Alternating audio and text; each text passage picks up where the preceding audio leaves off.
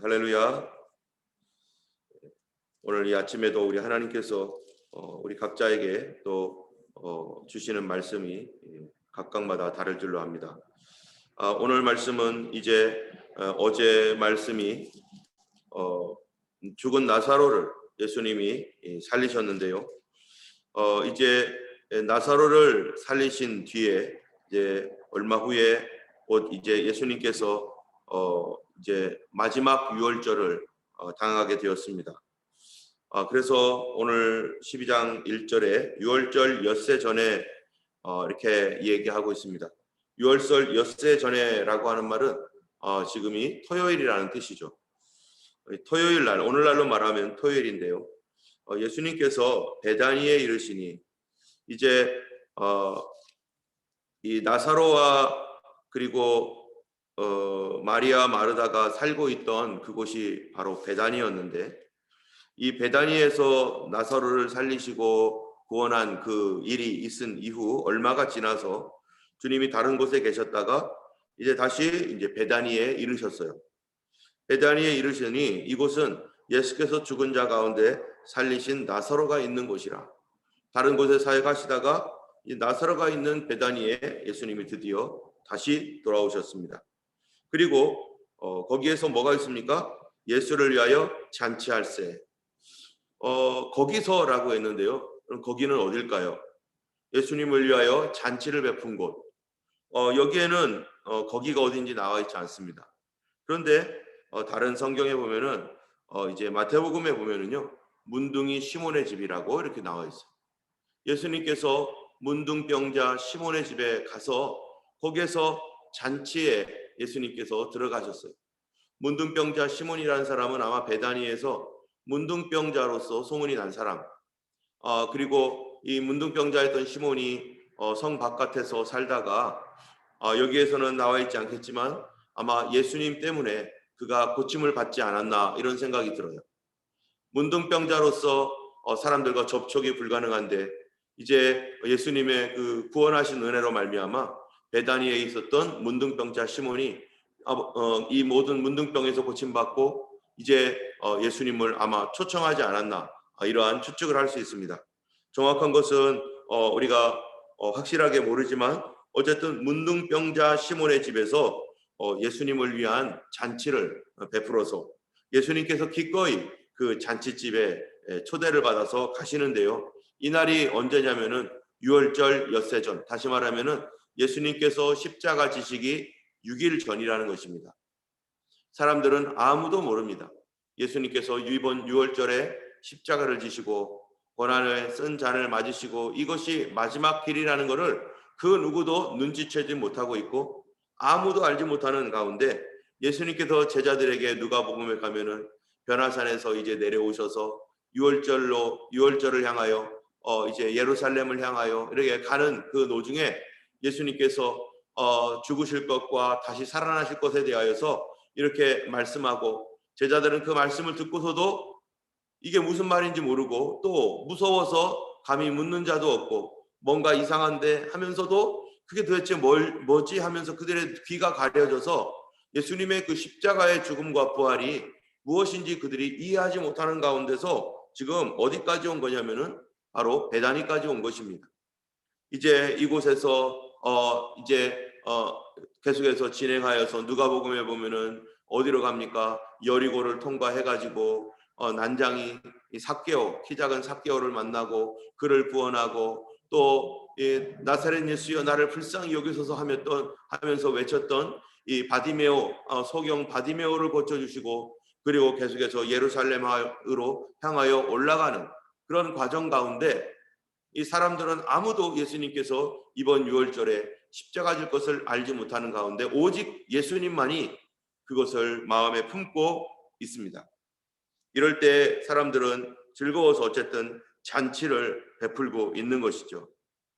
이때 마르다가 같은 동네이기 때문에 베다니라고 하는 같은 동네이기 때문에 아마 마르다가 이 잔치를 한다는 얘기를 듣고 내가 도와줄게 하면서요 이 팔 걷어붙이고 온 것 같아요. 마르다는요 그 지방에 아마 유명한 사람 같아요. 마르다는 어디를 가든지 일하는 사람. 그래서 얼마나 열심으로 일하는지 그것도 이제 예수님의 잔치라고 하니까 마르다는 또 이 문둥이 시몬의 집에 와가지고 막 그렇게 자기가 거들어 주겠다고 아마 그런 것 같습니다. 그래서 마르다는 일을 하고 나사로는 예수와 함께 앉은 자 중에 있더라. 예수님께서 또 그곳에서 함께 말씀도 전하고 사람들과 함께 음식을 먹으면서 잔치 자리에 나사로는 바로 옆에 예수님과 함께 앉아 있습니다. 이러한 그 상황에서 갑작스럽게 마리아가 나사로, 마리아, 마르다 이 세 남매가 있는데 문둥병자 시몬의 집에서 나사로는 예수님과 함께 와서 자기를 살리신 이야기를 해주고 간증을 하면서 예수님과 함께 있고, 마르다는 팔을 걷어붙이고 주님을 위하여서 열심히 음식을 만들고 음료수를 갖다 주고 봉사하고 있는데요. 아무도 예상하지 못했던 이 마리아도 같이 일을 거둘 줄 알았는데 마리아는 갑작스러운 당황스러운 행동을 합니다. 그것이 뭐냐면은 3절인데요. 마리아는 지극히 비싼 향유 곧 순전한 나드 한 근을 가져다가 예수의 발에 붓고 자기 머리털로 그 발을 닦으니 향유 냄새가 집에 가득하더라. 순전한 나드 한 옥합을 가지고 와서 마리아는요, 그것을 예수님께 깨뜨려 드리는 것입니다. 아무도 마리아가 그렇게 하리라고는 생각하지도 않았었고, 그러한 잔치집에서 누군가가 머리에 그렇게 비싼 향유를 부을 것이라는 것은 아무도 예상할 수 없는, 그런 전혀 예상하지 못했던 행동을 마리아가 함으로 사람들도 당황할 수도 있고요. 또 이 제자들도 당황스러웠을 것입니다. 이렇게 비싼 향유를 여기에다가 붓고 있으니 얼마나 당황되겠습니까? 그런데 이 마리아가 이렇게 향유로 붓고 또 그 예수님께 이 발에 붓고 자기 머리털로 그 발을 닦아주고 이렇게 하니까 어떤 일이 생겼냐면은 향유 냄새가 그 문둥병자 시몬의 집에 가득하게 되었어요. 마리아의 이 헌신, 마리아가 자기의 그 어마어마한, 여기 뒤에 보면 이게 300데나리온의 값이 나가는 이 1년 연봉, 1년치의 연봉에 해당되는 거죠. 이 수만 불이 되는, 어떤 사람이 1년 연봉이 뭡니까 10만 불이 넘는 사람도 있고, 뭐 어떤 사람은 뭐 5만 불, 6만 불, 뭐 2만 불, 3만 불, 뭐 다 자각각 다르지만 어쨌든 보통 사람들이 받는 그 수당으로 하면은요, 뭐 수천만 원 되는 거예요, 한국 돈으로는요. 이러한 것들을 부어서 주님 앞에 드릴 때 그 향유 냄새가 온 집안에 가득합니다. 여러분, 한 사람의 헌신과 한 사람의 희생과 이런 것들이요, 가정 안에서 그 아내가 헌신하고 희생할 때 가정에 있는 남편과 아이들이 얼마나 참으로 이 아내의 희생과 헌신을 통해서 위로를 받고 기쁘겠습니까? 또 남편이 또 가정에서 자기를 헌신하고 희생할 때 그 가정이 얼마나 향기가 나겠어요. 자녀들도 그렇고 또 교회도 마찬가지죠.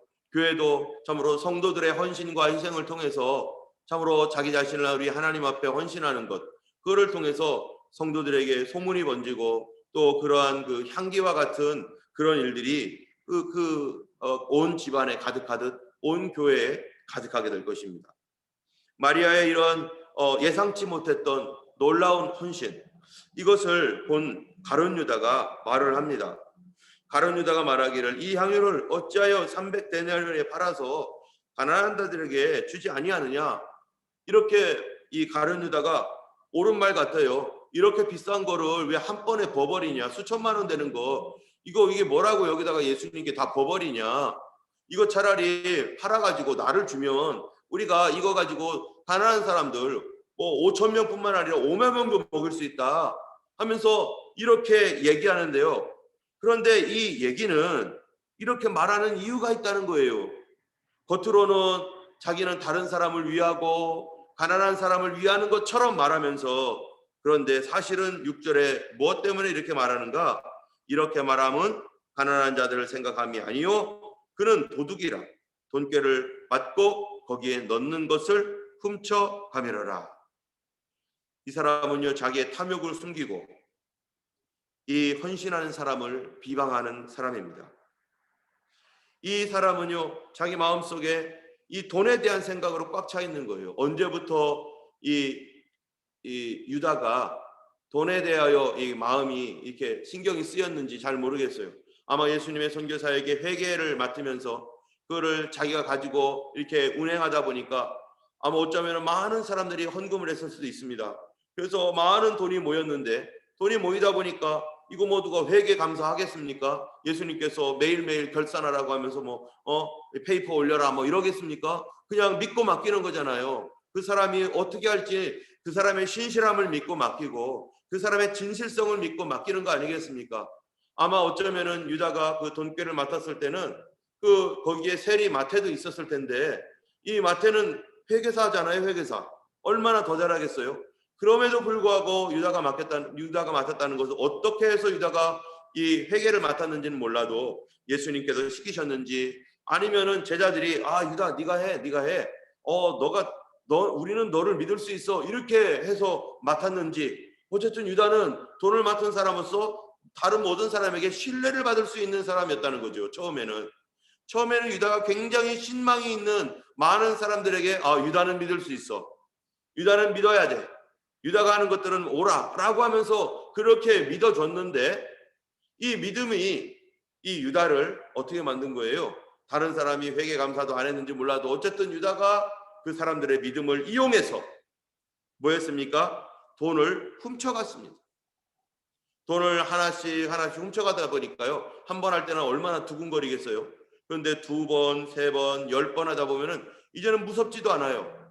그런 거를 담대하게 하고, 이제는 누가 돈 안 주나? 누가 헌금 안 하나? 이러면서 다른 사람들이 왜 헌금 안 하냐고, 그리고 왜 그 얘기를 왜 한다고요? 자기가 필요한 뭐가 있는 거예요. 자기 집에 냉장고가 필요해요. 자기 집에 자동차를 바꿔야 돼요. 자기 집에 뭔가를 해야 돼요.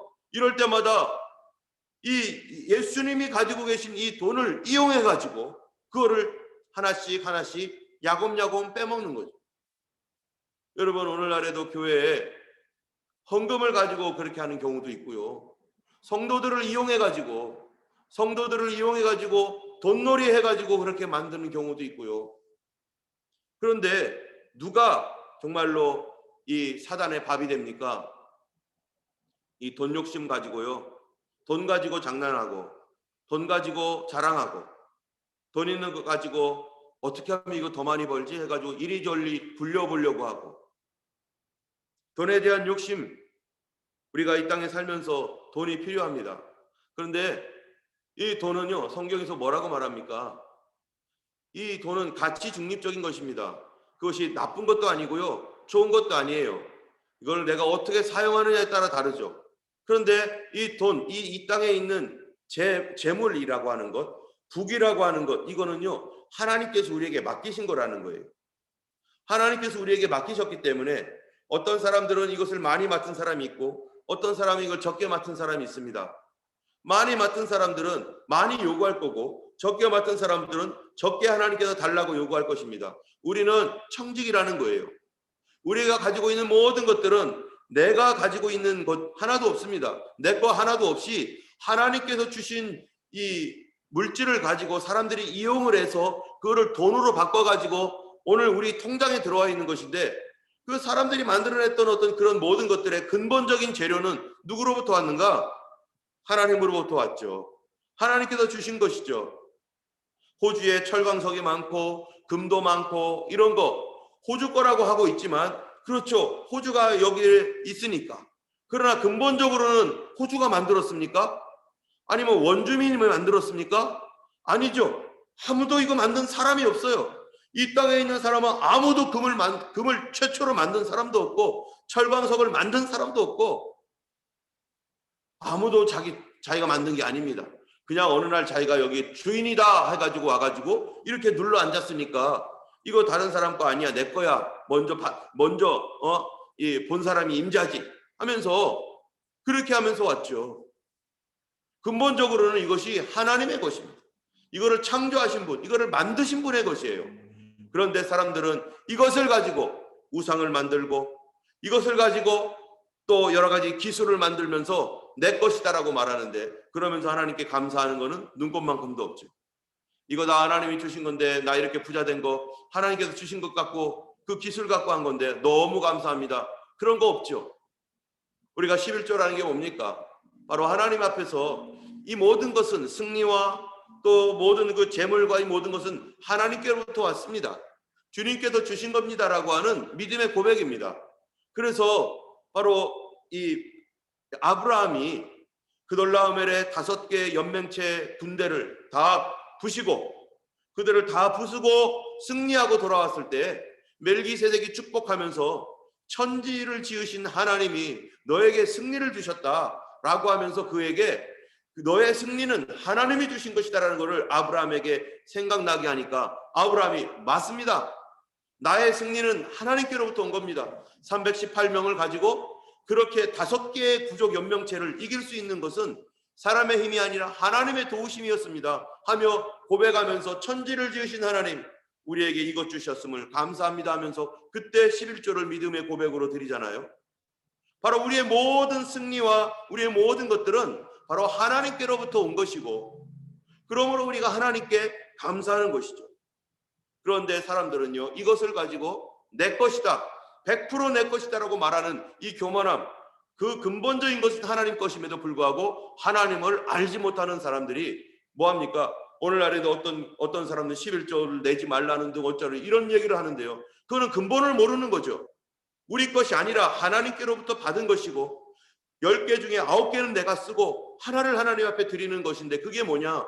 그게 바로 나의 고백입니다. 이거는 하나님께서 주신 겁니다. 하나님이 나에게 주신 것입니다 라고 하는 천지를 지으신 하나님, 여호와 하나님 앞에 드리는 우리의 고백이고 또 우리의 구원에 대한 감사인 것입니다.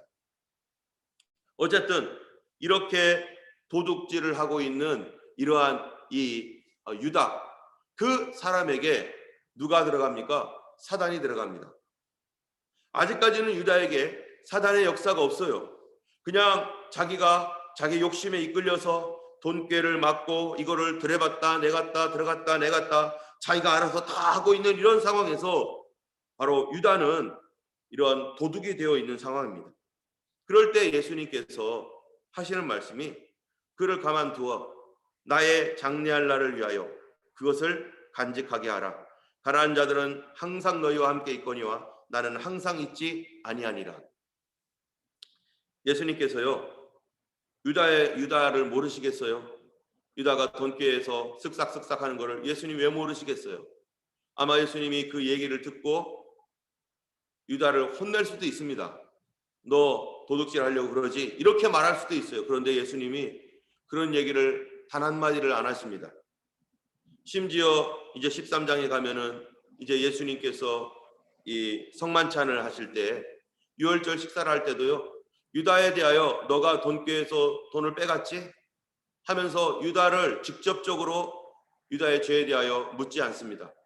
유다에게 계속해서 뭐를 줘요? 기회만 주는 거예요. 암시만 주고 기회를 주면서 유다야 회개해야 된다. 유다는 다 알죠. 예수님이 이 말하는 것에 대하여 유다는 다 알아요. 왜 이런 말을 하고 있는지. 그런데 유다는 돌이키지 않죠. 왜 그렇습니까? 돈에 대한 욕심 때문에. 이 돈이라고 하는 것 때문에 이거를 놓기 싫어서 유다는 다른 사람에게 알려지지 않았을 때는 계속해서 그 일을 반복해 가는 거죠. 자, 그런데요, 예수님께서 어쨌든 그를 가만두어 나의 장래할 날을 위하여 그것을 간직하게 하라. 지금 다른 사람들은 아무도 모릅니다. 예수님께서 이제 이번 유월절에 십자가를 질 거예요. 그러면은 거기에 장례를 위하여 준비할 사람들을 하나님께서 준비시킬 겁니다. 근데 문제는 뭐냐면은 그 장례를 준비하는 그 사람들이 아무것도 모른다는 거예요.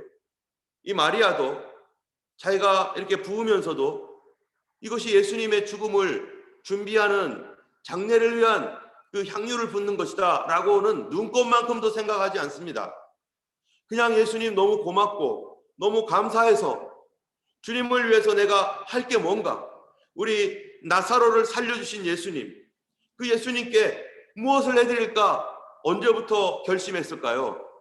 아마 나사로를 예수님이 살려주신 이후에 마리아는 내가 예수님을 위해서 뭐를 해드릴까? 어떻게 해드리면 좋을까? 아마 마리아는 그때부터 생각했을지도 모르죠. 그래서 그가 결혼할 때 가지고 갈 그러한 그 나드 한 옥합을 미리 사뒀는지 그 이후에 샀는지는 우리는 알지 못하지만, 마리아는 아마 나사로가 살아난 이후에 얼마 지나지 않아서 이제 6월절이 다가오니까 주님이 다시 올 거니까, 내가 예수님을 위해서 이번에 이 향유옥합을, 정말 나사로를 살려주신 그 은혜 너무 감사해서 이거를 다 쏟아 부어드리고 싶다. 내가 이번에는 예수님을 위해서 이 일을 해야지라고 마리아가 결심한 거예요. 언제적부터 결심했는지, 며칠 전에 결심했었는지, 아니면 나사로가 살아난 직후에 내가 예수님을 위해서 뭘 할까 고민하면서 준비했었는지 우리는 정확하게 모르지만, 마리아는요 이거를 적어도 준비해 놨다는 거예요. 이번 예수님이 오실 때 6월절 날 내가 꼭 부어드려야 돼. 그리고 마리아는 이거를 준비해 놔서 차곡차곡 준비해서 마음의 준비를 다 했습니다. 주님 잔치집에 언제 간다라고 하니까 마리아는 마음의 준비를 다 하고, 그 잔치집에 갈 때 뭐를 가지고 가겠어요? 나사로는 예수님과 함께 가고, 마리아는 일찍 가가지고 뭡니까? 이 부침개 부치고, 그 다음에 절편하고, 뭐 탕수육 만들고 막 이러면서 칙칙 지지고 볶고 막 난리를 치고 있겠고요. 미리미리 가서 마리아는 언니 나는 조금 이따 갈게 뭐 그랬을지도 모르죠. 그러면서 자기 품에 나드 한 옥합을 다 가지고 이거 오늘 예수님께 꼭 부어드려야지 하면서 마리아는 이렇게 홀로 갔을 수도 있습니다. 그런데 그것이 6월절 6일 전입니다. 여러분, 그런데요, 마리아는 이거를 전혀 모르고 예수님을 준비했는데, 그런데 예수님이 죽으실 날은 결정된 거예요. 성경에 6월절이 있다는 것은 하나님께서 6월절 양으로서 예수님을 보내주신 거고, 6월절 날 예수님은 성경의 약속대로 죽게 되어 있는 거예요. 누구로서요? 우리의 죄를 짊어진 6월절 양으로서. 그러면 이제 이번 6월절은 어찌하든지 예수님이 십자가에 달려 죽기로 결정이 되어 있는 날입니다. 이거는 예수님이 알고 있어요. 하나님과 예수님이 알고 있어요. 사람들은 아무도 몰라요. 그러면 그날 예수님을 십자가에 못 박히도록 넘겨줄 사람이 있을 거 아니겠어요? 또는 어떤 일이든지 어떤 사건을 통해서든지 예수님이 십자가에 달려 못 박히기 전에 사람들에게 체포를 당하고 가야바의 법정에 가고 신문을 당하고 그런 다음에 십자가를 지고 가야 되는 어떤 그 일들을 만들어내는 어떤 결정적인 사건이 일어나야 되지 않겠습니까? 우리는 이미 성경을 다 알고 있기 때문에 어떤 사건이 일어난 줄 압니다. 그때 바로 내일이겠지만은 이 유다에게 사단이 들어가 가지고 예수님을 팔려고 하는 생각을 넣었고, 그리고 그 유다는 그 일을 돌이키지 아니하고 끝까지 계속해서 진행해 나갑니다. 그런데요, 유다는 어떤 사람이었는가? 바로 이 도둑이었어요. 돈을 훔치는 도둑. 그 사람은 자기는 예수님을 팔 것이라고는 하는 생각은 안 했겠죠. 이번 6월절 날 예수님을 팔 생각은 전혀 없었겠죠. 그런데 유다는 이미 마음속으로는요, 예수님을 팔 준비를 하고 있었을지도 모릅니다. 왜요?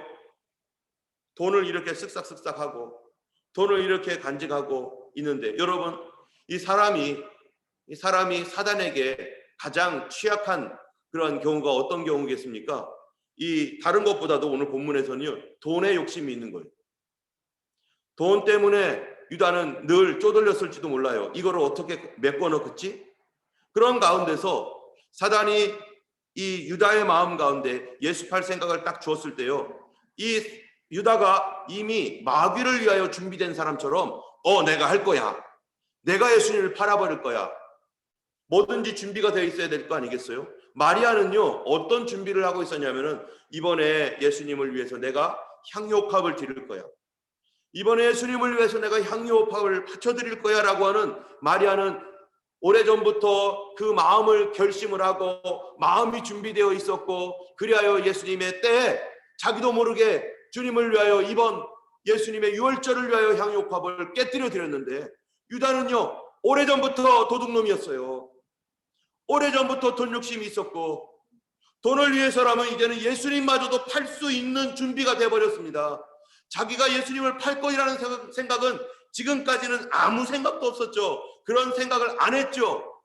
그런데 그런 기회가 오니까 무슨 생각이?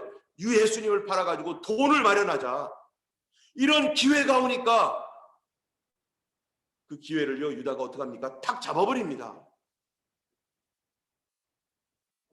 유다의 마음은요 오래전부터 자기가 예수님을 팔 거라는 생각하기도 전부터 이미 유다는 도둑놈이었고 마음이 그렇게 되었고 그거를 사단이 딱 잡아버리니까 유다는 거침없이 그 일을 행합니다. 여러분, 우리의 앞길이 어떻게 되어 있는지 모릅니다.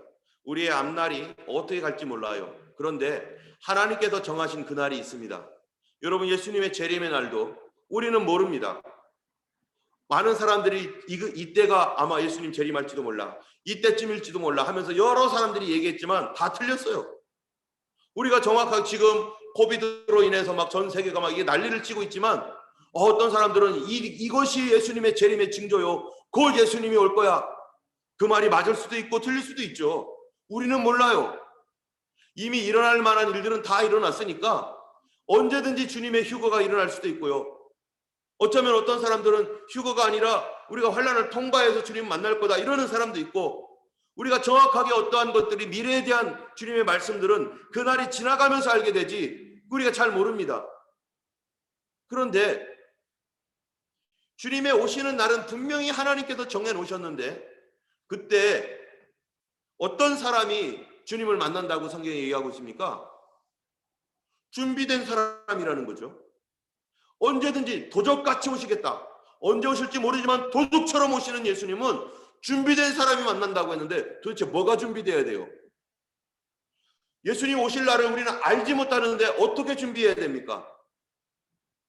마리아는 예수님이 언제 죽을지 알지도 못했는데 그는 준비가 돼 있었어요. 나 예수님을 위해서 이번에 이 향유옥합 드릴 거야.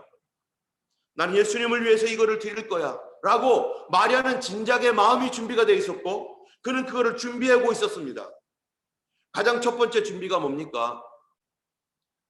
내가 예수님께 대하여 바른 태도를 가지고 살아가는 것이 마지막 때 예수님 오실 날을 위하여 내가 주님이 오실 텐데, 주님 분명히 오실 텐데 내 때에 올지 내 다음 때에 올지는 우리는 알지 못하지만 주님이 내 때에 온다면 나는 어떤 준비를 하고 있어야 될까? 어떻게 준비하고 있어야 될까? 이 마음이 있는 사람이 준비가 되는 사람이죠. 그런데 아직 안 올 거야. 또 지나갈 거야. 괜찮아. 준비 하나도 안 된 겁니다. 이거는. 주님이 오신다는 지식은 있지만 주님이 오신다는 지식은 있어도 준비는 안 돼 있는 거예요. 여러분, 지식이 준비된 건 아닙니다. 우리가 준비하고 있어야 됩니다. 우리의 마음이 준비되어 있어야 됩니다. 그런데 그 준비가 뭡니까? 성경에서 말하고 있는 가장 첫 번째 준비가 기도하라는 거예요. 깨어서 기도하고 있어라. 왜 그렇습니까? 마지막 때가 되면은 기도 못하게 만든다는 거예요. 지금 벌써 예배 못 드리잖아요. 함께 모이지 못하잖아요. 여러분, 줌으로 기도할 때 어떻습니까? 막 기도가 잘 나옵니까?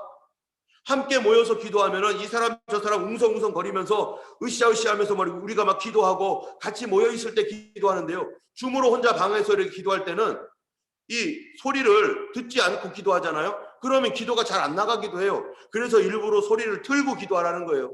다른 사람들이 내 기도를 들을 수 있도록 좀 소리를 틀고 조그맣게라도 다른 사람의 소리를 들으면서 나도 다른 사람에게 소리를 내면서, 그래야 소리가 한 목소리가 들리고 화면은 한 화면이지만 목소리는 함께 들려야 되니까, 그래서 소리를 내고 같이 기도하자는 거예요.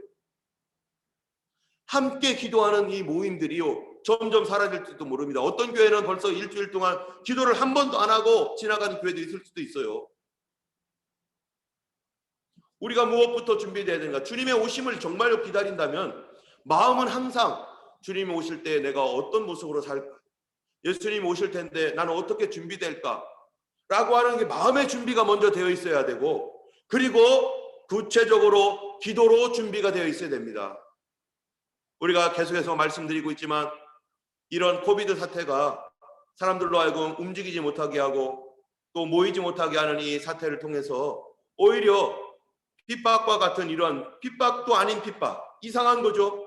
이러한 그 통제, 이러한 통제 때 옛날에도 초대교회도 핍박이 있어서 사람들이 모이지 못하고 사람들이 각자 떨어져 있어야 되고, 지금도 이슬람이나 이런 북한이나 이런 데 가면은요 모이지 못하고 각자 떨어져서 살아가고 있는데, 이럴 때 우리에게 하나님께서 요구하고 계시는 것은요, 기도하고 있으라.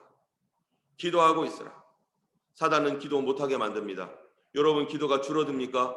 그거 바로 사단이 원하는 거죠. 기도 안 하게 만듭니다. 기도할 마음을 상실하게 합니다. 분위기가 안 좋아서 못하겠다고 하면서 이렇게 기도 못하게 만듭니다. 그러나 정말 예수님 오실 길을 예비하고 준비하는 교회요 성도라면요, 더 모이기를 힘써야 되고요, 더 기도해야 되고, 나의 기도하는 이 기도가 나만을 위한 게 아니라 내 옆에 우리 동료들을 위한 기도입니다. 왜요? 우리가 이 목소리를 켜서 뮤트를 풀고 목소리를 켜서 기도할 때 다른 사람이 내 기도 소리에 웅웅웅 거리는 소리겠지만 그거를 듣고 더 기도할 수 있는 힘을 얻고, 아, 우리가 함께 기도하고 있구나, 우리가 함께 나가고 있구나 라고 하는 이런 기도를 통해서 내가 더 기도에 깊이, 더 기도가 안 되고 있는데 그거를 통해서 더 깊이 나아갈 수 있고, 그러한 기도를 통해서 뭐가 돼요? 내가 영적으로 준비가 되어지고, 또 이런 기도를 통해서 하나님께서 이때라도 질병을 고치시고 귀신을 쫓아내시고 하는 놀라운 역사가 일어나게 하실 것입니다. 오늘 우리가 주님이 오신다는 어떤 이런 소문과 이러한 그 징조들을 우리가 바라보면서 그런 것이 있을수록 우리가 더 기도하는 교회, 더 모여서 하나님 앞에 서로를 격려할 수 있는 그런 교회가 되어야 될 것입니다. 지금 저도 기도하고 있습니다. 이 시대에 어떻게 우리가 반응해야 되고, 이렇게 움직이지 못하고 있는 이때 어떻게 성도들을 섬겨야 될 수 있을지, 각자마다 어떻게 신앙적인 부분들을 하나님 이때 어떤 식으로 하나님 도와야 됩니까? 라고 저도 하나님 앞에 기도하고 있습니다. 우리가 개인적으로 매일매일 매주마다 만나서 얼굴을 보면서 이야기도 못하고 있는 이런 그 상황에 하나님의 놀라운 방법들을 하나님 앞에 구하고 있어요. 여러분들께서도 저를 위해서 기도해 주시면서 우리 교회 모든 성도들이 단 한 사람도 믿음 잃지 않고, 참으로 이때 이 기간이 딱 지나고 나서는 딱 갈려버릴 겁니다. 분명히 또 어떤 데는 푹 죽어버리고 어떤 사람들은 오히려 이것 때문에 더 믿음이 견고해지고 주님을 더 경외하는 거룩한 믿음으로 바뀌게 될 것입니다. 오늘 우리 기도하기 원합니다. 하나님, 오늘 이러한 시대에 하나님 기도를 잃지 않게 하시고 그때 말씀하신 약속의 말씀대로, 명령의 말씀대로 오늘 우리도 기도합니다. 주님 오실 때 깨어 기도하라는 명령의 말씀을 오늘도 수행합니다. 주님 명령대로 하고 있사오니 주님 성령을 부어주시고 능력을 부어주시고 하나님의 모든 질병을 가져가 주시고 하나님의 놀라운 역사로 우리를 새롭게 하여 주시고 우리 교회를 변화시켜 주시고 새로운 시대를 위한 하나님이여 우리 자신을 주님이 기뻐하시는 거룩한 그릇으로 준비되어지고 만들어 주시옵소서. 나는 어떻게 준비할지 모르지만 주님 준비시켜 주시도록 오늘 기도할 때 여러분 각자를 위해서 하나님 주님 주신 은혜를 받을 만한 거룩한 그릇이 되게 나를 준비시켜 주시고 우리 교회를 준비시켜 주시고 우리 가정을 준비시켜 주시도록 우리 함께 기도하기 원합니다. 기도하겠습니다. 자비하신 하나님 아버지 감사합니다. 오늘도 우리와 함께 하시는 주님, 이 시간을 통해서 우리를 준비시키심을 감사드립니다. 아버지 하나님이여 참으로 아버지 우리가 모이게 힘쓰는 교회 되게 하여 주시고 더 성령의 충만한 교회 되게 하시고 이때 아버지 오히려 주님의 기적이 나타나고 주님의 표적이 나타나고 하나님 놀라운 역사들이 더 강력하게 나타나는 하나님 그런 시간이 될 수 있도록 역사하시고 도와주시옵소서. 아버지 오늘도 하나님 주님과 동행하면서 믿음으로 살아가는 하루 되게 하여 주시고 하나님께서 주시는 놀라운 하늘의 지혜로 우리에게 지혜를 주셔서 하나님 성도들마다 아버지 하나님의 더욱더 견고하고 하나님이여 참으로 이 필요한 모든 것들을 또한 주님이 채워주시는 은혜를 경험케 하여 주시옵소서. 감사드리며 예수님 이름으로 기도드렸습니다.